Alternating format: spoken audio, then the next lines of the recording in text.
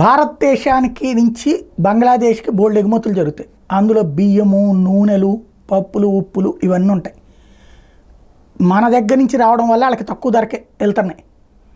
అదే బంగ్లాదేశ్ నుండి మనకు వచ్చేటటువంటి దిగుమతుల్లో ప్రధానమైనటువంటిది ఏంటంటే ఈ బెంగాలు ఈ ప్రాంతాల్లో ఎక్కువగా తినేటటువంటి ఒక రకం చేప. అక్కడ ఉన్నటువంటిది ఈ చేప పేరు హిల్సా చేప అంటారు.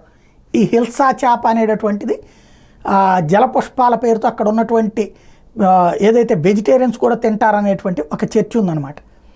ఈ హిల్సా చేపని బ్యాన్ చేశారట. బంగ్లాదేశ్ నుండి భారతదేశానికి ఎక్స్పోర్ట్ చేయడం బ్యాన్ చేశారట. చాలా మంచి పరిణామం.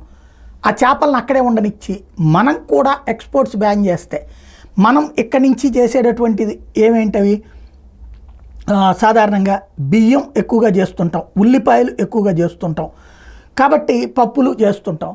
బంగ్లాదేశ్లో కూడా పప్పులు ఉంటాయి. సేమ్ టైం వరద దెబ్బతిన్నప్పుడు పప్పులు అక్కడ మన దగ్గర నుంచి తీసుకుంటుంటారు. మనం కనుక బియ్యము, ఉల్లిపాయలు ఎగుమతి బ్యాన్ చేస్తే వాళ్ళు ఉట్టి తింటారని తెలుసుద్ది కదా మనకు కూడా.